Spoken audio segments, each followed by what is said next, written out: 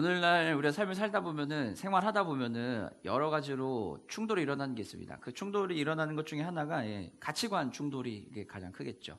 내가 어떻게 생각하는지, 어떤 마음을 가지는지에 대한 부분이 있을 겁니다. 특별히 같은 세대들은 괜찮아요. 동세대들은 괜찮은데 세대 간에도 차이점이 있어요. 충돌이 일어납니다. 이걸 우리는 세대 차이라고 이야기하기도 하는데요. 이 세대 간의 차이가 일어나면은 서로가 잘 이해가 안 됩니다. 단편적인 예를 들어보면은 소비 패턴에서 보면은 기성세대인 베이비 붐 시대의 부모님 세대들은, 저희 세대들은 검소하고 계획적인 소비를 하는 거를 추구하겠죠. 아무래도 재정을 잘 알뜰살뜰 써야 되는 게 필요하니까요. 실용적인 제품들을 선호하기도 할 겁니다. 하지만 우리 자녀 세대들은, 혹시 MZ라고 하는 우리 친구들은 경험과 만족, 물론 이 친구들도 계획해서 소비하고 필요한 것들을 하기도 합니다. 하지만 이들에게 또 중요한 것 중에 하나는 뭐냐면은 경험과 만족을 중시하고, 그리고 또 가심비라고 하는 그 부분이 굉장히 중요합니다. 내 마음에 드느냐 안 드느냐, 그리고 공감이 되느냐 안 되느냐, 이 부분이 굉장히 중요한 부분입니다. 가치관 부분에서도 굉장히 차이가 있죠. 베이비붐 세대인 부모 세대들은 안정, 근면, 검소와 같은 사회적인 책임과 같은 부분들이 굉장히 중요합니다.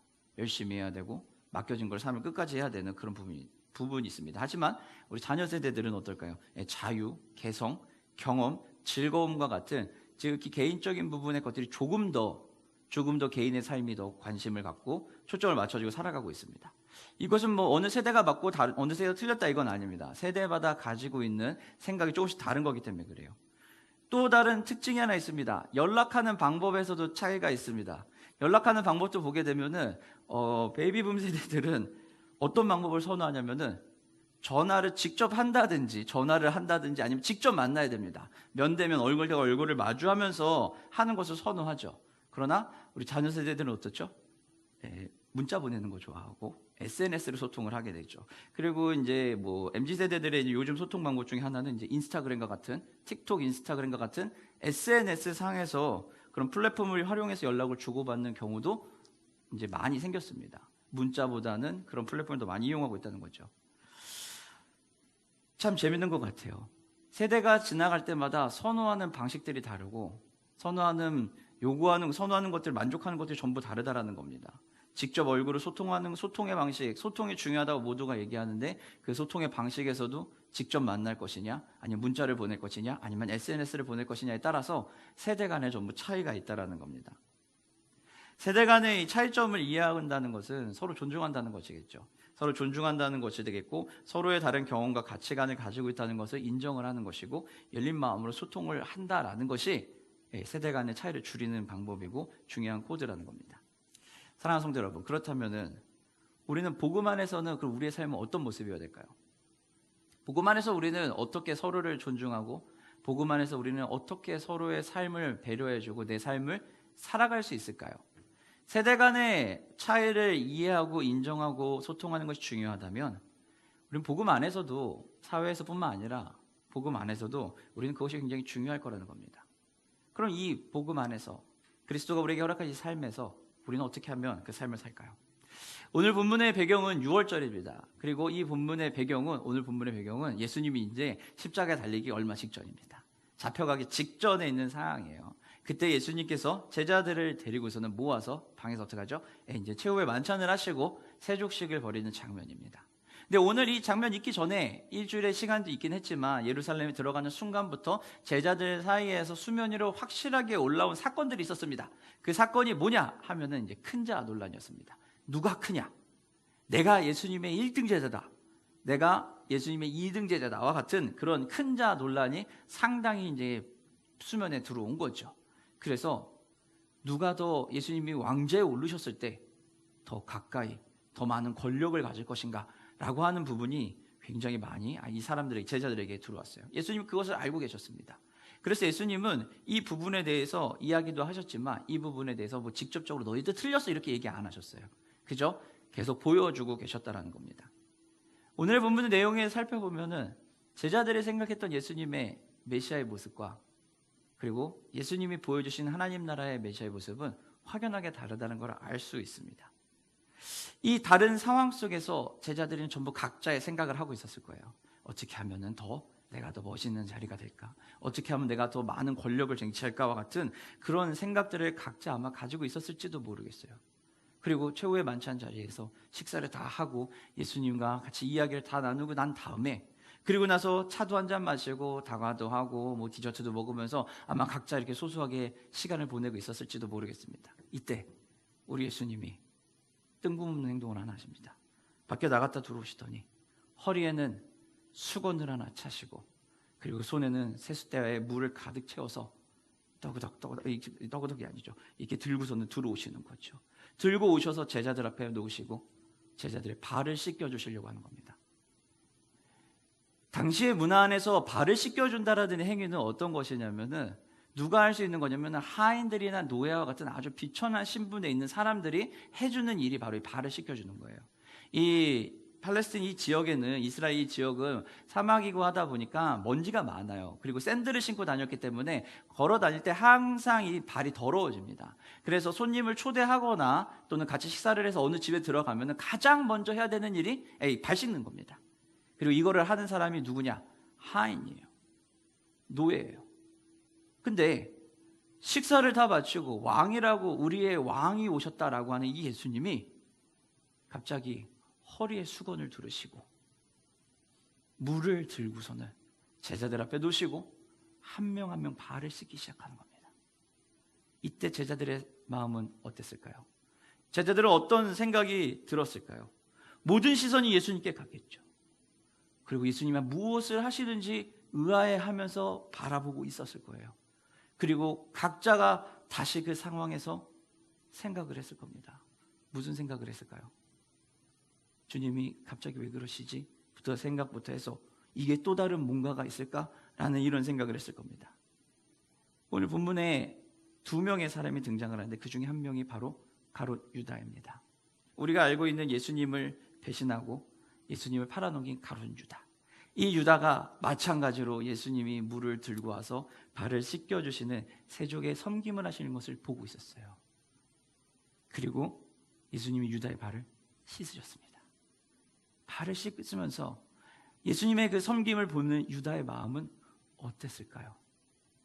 유다는 자기가 가지고 있던 그 생각이 있어요.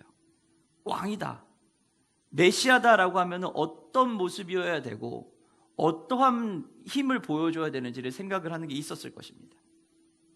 식사하는 동안에 여행 오면서 많은 일들이 있었어요. 그러면서도 유다는 계속 고민을 했을 것 같아요. 이분이 진짜 우리의 왕이실까? 예루살렘의 종려주일에 입성하시고 난 후에도 그 하시는 모든 일들을 보면서 유다는 아마 고민했을 겁니다. 이분이 진짜 왕이실까? 이분이 진짜 내 삶을 바꿔주실 그 왕이실까? 우리나라를 다시 한번 독립시키시고 힘 있는 그 나라로 만들어줄 수 있는 그 왕이 예수님일까? 라고 유다는 아마 계속 생각했을 것 같아요. 유다의 입장에서의 예수님, 왕, 메시아는 정치적이고 굉장히 힘이 있고 권력이 있는 분입니다. 그래서 이 나라를 지금 계속 식민지 상황에 있는 이 나라가 독립을 해야 되거든요. 독립 투사로서의 그 모습도 보기를 원했을 거예요. 싸우는 게 아니라 투사로서의 모습, 국가의 그런 것들을 다시 한번 새롭게 한 다윗 시대와 같이 그렇게 다시 한번 부흥을 일으킬 수 있는 그런 왕으로 메시아를 기다리고 있었을지도 모르겠어요. 그런 생각을 하고 있는데 예수님 행동이 이상한 거죠. 도저히 내가 생각했던 예수님의 그 왕의 모습이랑 맞지가 않는 거예요. 지금 행동도 이상한데 거기에 뭐가 돼요? 발까지 씻겨주시네. 하인들이나 하는, 노예들이나 하는 그 행위를 지금 하시네. 왕인데 어떻게 이럴 수 있을까? 마음속에는 예수님을 배신해야 될까? 내가 이분을 따르는 걸 멈춰야 될까? 수도 없이 많은 생각과 고민이 지금 들락날락 하고 있거든요. 그 들락날락하고 있을 때 결정타를 예수님 남기는 거예요.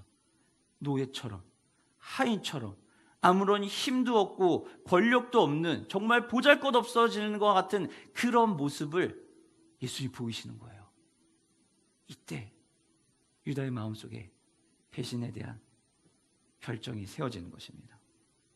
오늘 본문 2절에 보게 되면은 사탄이 악한 영이 유다의 마음을 부추겼다라고 얘기를 하는데, 유다의 마음을 부추긴 것이 아니라 유다의 마음 속에는 이미 예수님을 배신해야 되냐 말아야 되냐는 생각이 가득했어요.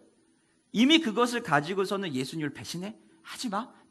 따르지 마. 이거에 대한 고민이 계속 수도 없이 오고 있는 타이밍에 사단이 행동한 거, 사단이 옆에 준 마음은 뭐냐? 실행할 수 있도록 만들어버린 거예요. 직접 예수님을 팔 수 있도록 만들어버린 거죠. 그 결정타를 예수님 앞에서 이 사단이 해버린 거예요. 유다는 예수님의 세족의 그 발을 씻어주는 이것들을 다 했어요. 도대체 어떤 마음이었을까요? 여러분 어떠실 것 같아요? 열어보지라면은 긴가민가해요. 이 사람이야? 이 일이 맞아? 아니야? 이거 어떡하지? 긴가민가 하는데 진짜 내가 생각했을 때 이건 아니야 라고 하는 그 일이 벌어지고 있는 거죠. 그 여러분 어떤 심정일 것 같습니까? 당혹스럽지 않을까요? 그리고 그 안에서 사탄이 얘기하는 거예요. 야, 봐라.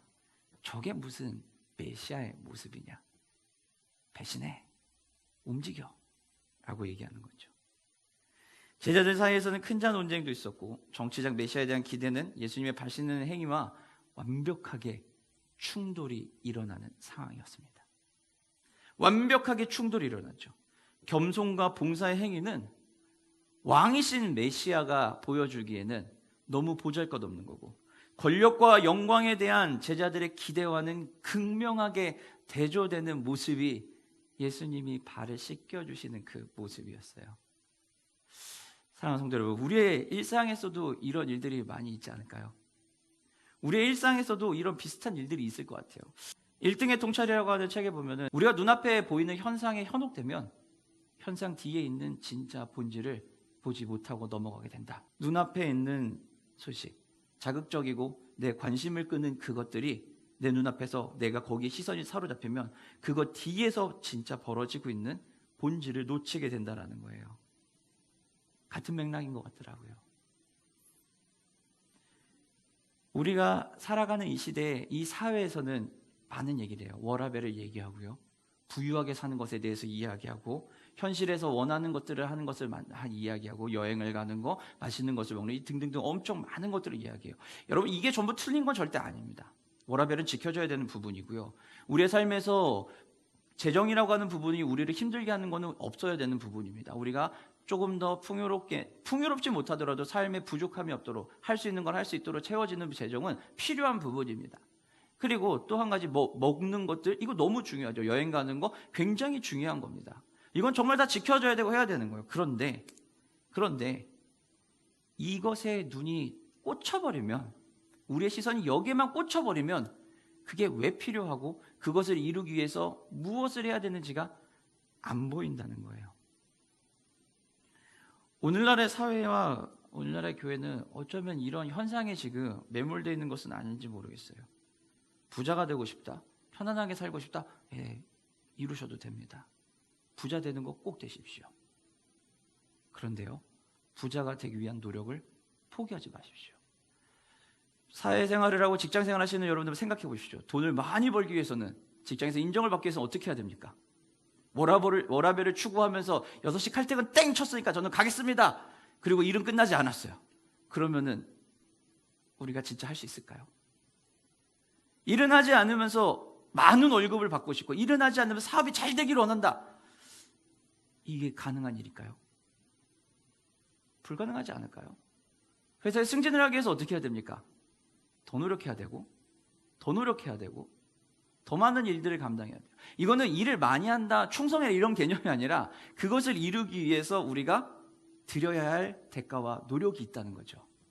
근데 우리는 그 부분에 대해서 이 시대와 사회는, 그리고 우리 아이들은 좀 잊어버리고 있는 것 같아요.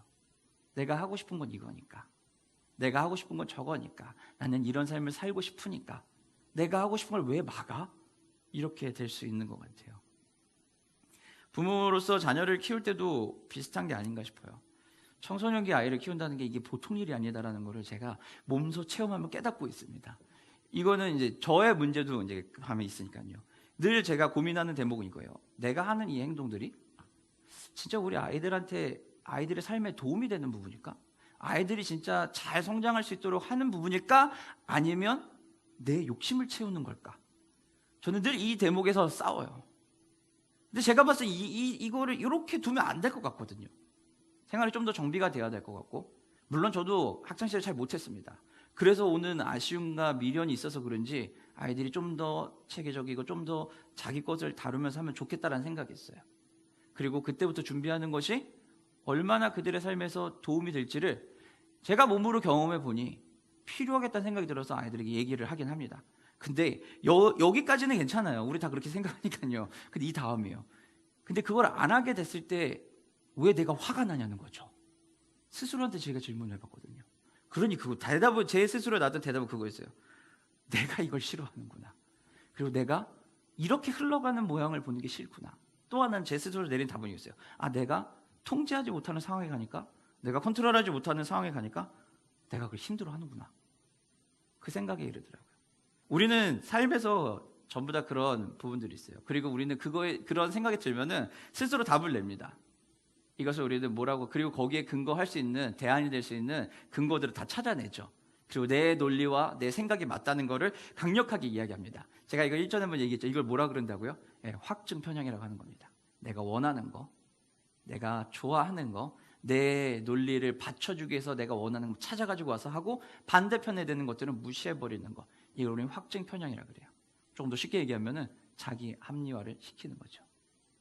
사랑하는 성도 여러분, 우리의 삶에서 우리는 어떠냐는 거예요. 제자들은 세상의 영향에 빠져 있어요. 예수님의 모습을 보고서도, 왕이신 예수님 모습을 보고서도 예수님이 보여주셨던, 지금까지 보여주셨던 그 섬김의 모습은 깡글 잊어버리고, 아마 제자들이 기억하고 있는 예수님의 모습은 뭐였냐면 구름대와 같은 군중들이 몰려와가지고 예수님을 따르는 모습, 예수님을 환호하는 모습, 그 옆에 서 있을 때 그 뿌듯해하는 내 모습, 이것만 보고 있었을지도 몰라요. 먹을 것을 막 주면서 귀신을 쫓아내고 하면서 어마어마한 일을 하는 진짜 그 모습만 보고 있었을지도 몰라요. 그러나 실제로 진짜로 예수님이 거기에서 하셨던 아주 본질적인 것들, 병든 자를 낫게 하고 소외되고 힘든 사람들을 다시 살아나게 하는 이런 근본적인 본질적인 것들을 그들은 어쩌면 다 가려버렸을지도 몰라요. 그리고 나서 얘기하는 거죠. 예수님이 왕이 되면 저 환호가 나에게도 오지 않을까? 내가 그러면은 예수님 가장 옆에 가까운 자리에 지근거리에 있어야 하지 않을까? 그러니 누가 크냐는 소리를 하고 있었겠죠. 그러니 제자의 요한의 부모님이, 어머니 오셔서 우리 아이를 좌편에 우편에 앉혀주십시오 라고 얘기했겠죠. 모두가 똑같은 사건을 봤는데 모두가 다른 꿈을 꾸죠. 동상의 몸을 가지고 있었다는 겁니다. 우리의 일상생활에서도 비슷한 것 같아요. 가정에서도, 직장에서도, 그리고 우리의 공동체에서도 상호작용하는 것들이 있는데 우리는 각자 그거를 해석하죠. 리더십과 위대함에 대한 극히 다른 이해가 자주 드러나기도 한다는 겁니다. 여러분의 삶에서는 어떻습니까? 저는 가정에서 아이들을 키우면서 참 많이 그 부분에 고민을 하거든요. 내가 원해서 하는 거야? 이게 진짜 아이들을 위한 거야? 아니면 나를 위한 거야? 내 명예를 위한 거야? 내 레퓨테이션을 위한 거야? 내 평판을 위한 거야? 아니면은 진짜 내 아이를 위한 거야? 라고 끊임없이 저는 물어보면서 답을 찾아가고 노력을 하거든요. 여러분의 삶의 자리에서 어떻습니까? 근데요, 사랑하는 성도 여러분, 제가 기억하고 제가 흔들리지 않고 저를 붙잡을 수 있는 건 하나였던 것 같아요. 하나님이 열어주시지 않으면, 하나님이 허락하지 않으시면 할 수 있는 게 없다는 겁니다. 내가 아무리 노력해도 이게 내가 하고 싶은 거면, 하나님을 위한 것이 아니라 나를 위한 것이라면 절대 안 되는구나. 지난 5년의 시간 동안 하나님 저한테 얘기하신 건 그거 같더라고요. 그냥 안 해도 돼. 감사하게도 우리 귀한 성도님들을 만나서 저에게 이야기하신 것 같아요. 진짜 중요한 게 뭐냐? 교회를 세우는데 정말 본질적인 그것은 무엇이냐? 행사를 하고 안 하고가 중요하냐? 단기 선교를 가고 안 가고가 중요하냐? MT를 가는 게 그 행위가 그렇게 중요하냐? 예수님이 오늘 제자들에게 똑같이 얘기하세요. 예수님이 제자들에게 어떻게 얘기하시냐면은, 야, 발을 씻겨주는 행위가 그렇게 불만족스러운 행동이야? 이게 문제가 되는 거야 라는 것을 보여줍니다. 예수님은 제자들에게 발을 씻겨주는 행위가 중요한 게 아니다, 이 행위가 어떠한 의미를 갖는 게 아니다 라는 것을 분명하게 보여주세요. 무엇보다 더 중요한 것은 이 행위 뒤에 있는 근본적인 이유다라는 겁니다. 이 상황에서 베드로가 예수님의 모습을 지켜보고 있는데 멍해져 있는 상태예요. 지금 예수님 왜 저러시지? 이 생각을 하고 있거든요. 그리고 나서 앞에 제자들의 발을 다 닦아주시다 마침 이제 베드로의 차례가 온 거죠. 베드로의 차례가 딱 왔을 때 베드로가 뭐라 그러죠? 주님께서 제 발을 닦아주시려고 그러는 것입니까? 라고 질문을 한 거예요. 그랬더니 그렇다는 거죠. 베드로가 한마디예요. 아니에요, 하나님, 예수님 절대 안 됩니다. 어떻게 예수님이 제 발을 닦습니까? 이 더러운 발을 어떻게 닦으시겠습니까? 안 됩니다 라고 얘기했더니 예수님이 이렇게 한마디 하시죠. 내가 너의 발을 닦지 않으면 너랑 나랑은 아무런 관계가 없다. 이 이야기를 딱 하고 나니까 베드로가 이 극단적인 이 베드로가 얘기하죠. 그럼 주님 저 목욕도 시켜주세요. 이렇게 얘기가 나온 거죠. 그러니 예수님이 한마디 하시죠. 이미 깨끗해졌으니 발만 닦으면 된다라고 얘기하시는 겁니다. 그러면서 예수님이 하셨던 말씀이 이거예요. 너가 나와 관계를 맺는 게 중요한 거지 이 행위가 중요한 게 아니야. 너랑 나랑 어떤 관계를 맺고 있느냐, 이게 더 중요한 것이다 라는 것을 분명하게 이야기하고 계셨다는 겁니다.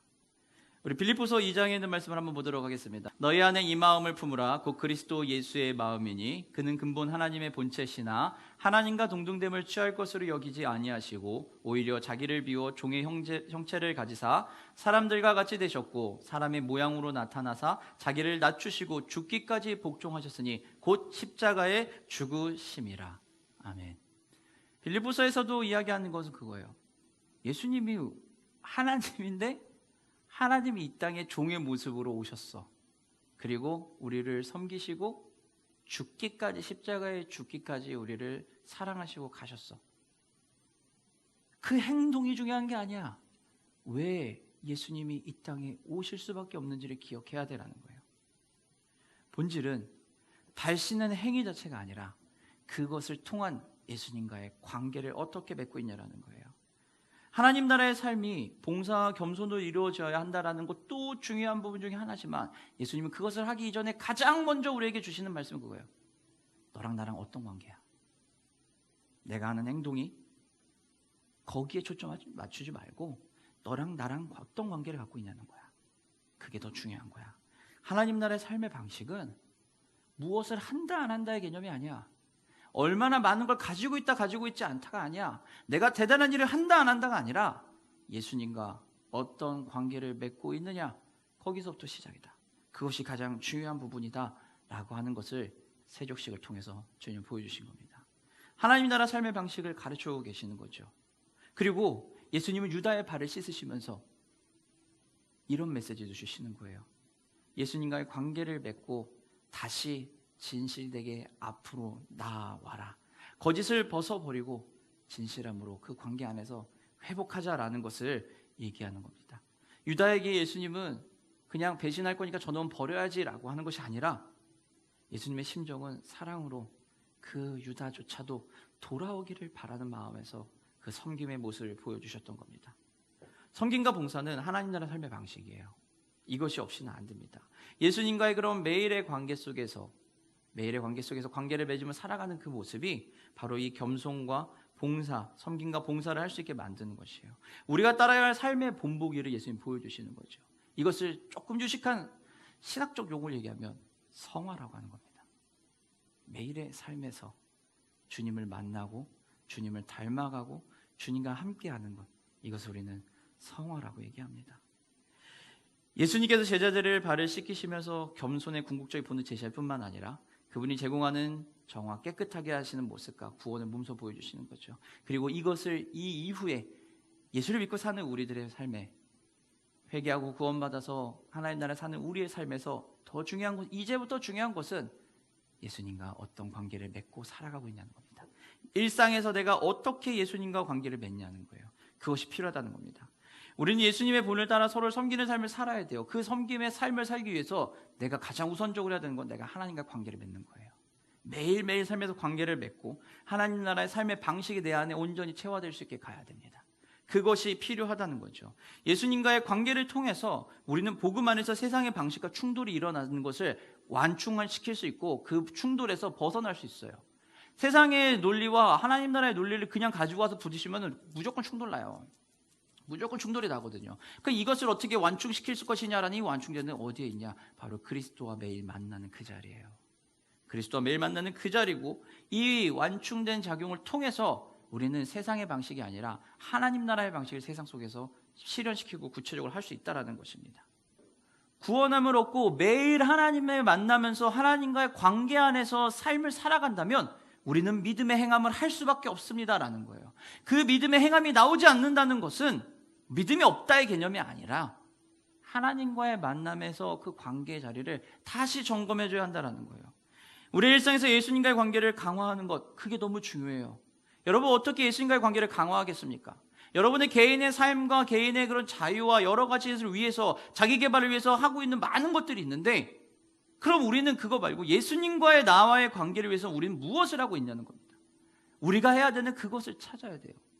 성경 필사하는 거, 그거의 하나의 아주 좋은 예입니다. 묵상을 하는 거 아주 중요한 겁니다. 매일매일 하는 게 어려워요. 그럴 수 있어요. 1년 360일 어려울 수 있어요. 그럼 적어도 이 40일의 기간에는 해볼 수 있지 않을까요? 1년 365일 중에 10분의 1이 조금 넘는 요 40일은 우리가 해볼 수 있지 않을까요? 이 40일도 어렵다면 적어도 주에 3번 정도는 할 수 있지 않을까요? 묵상을 하고 읽어보면 돼요. 읽는데 얼마나 걸릴까요? 5분도 안 걸려요. 고민하고 생각하고 기록하는 데까지 아무리 길게 잡아도 10분이면 끝나요. 필사하는데 얼마나 걸릴까요? 시간 얼마 안 걸립니다.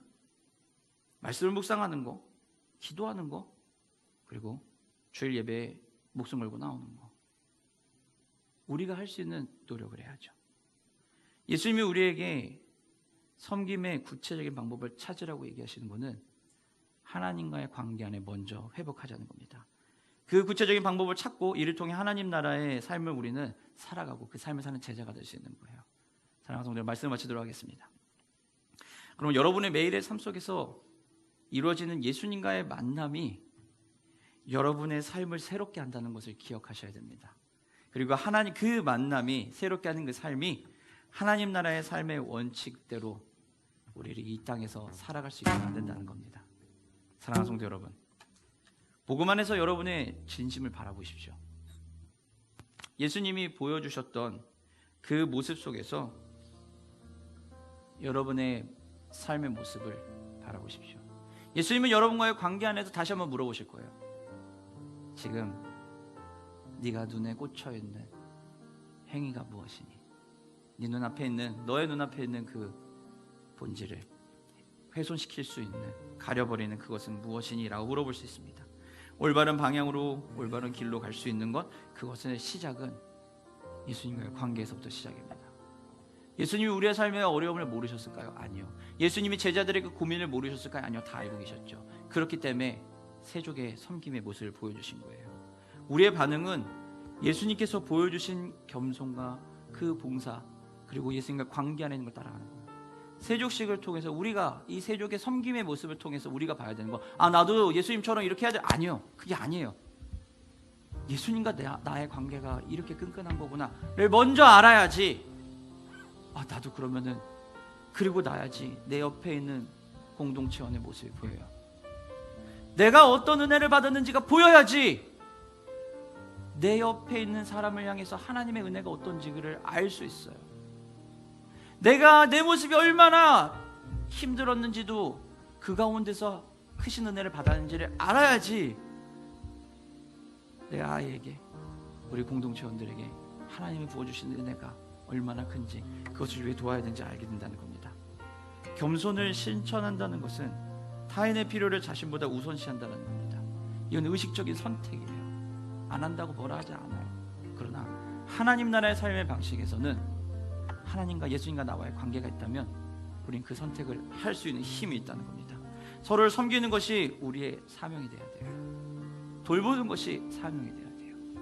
가정에 아직 예수님 안 믿는 분들이 있다면 우리는 그들을 품고 가는 거예요. 근데 그들을 품고 그들을 위해서 기도하며 할 때 중요한 것은 다른 게 아니에요. 내가 하나님과 어떤 예수님과 어떤 관계를 맺고 있는지를 보는 겁니다. 자기 성찰과 회개를 통해서 우린 영적으로 더욱더 깨끗해지고 영적으로 더욱더 하나님 앞에 길을 나아갈 수 있는 겁니다. 사람은 행동으로 나타내야 돼요. 행동으로 안 나타내면은 안 됩니다. 그리고 예수님의 본을 따라서 매일매일 그 겸손하시고 사랑이 많으신 그 예수님과의 관계를 맺으시면서 여러분에게 허락하신 그 삶을 사시는 여러분의 주님의 이름으로 축원합니다.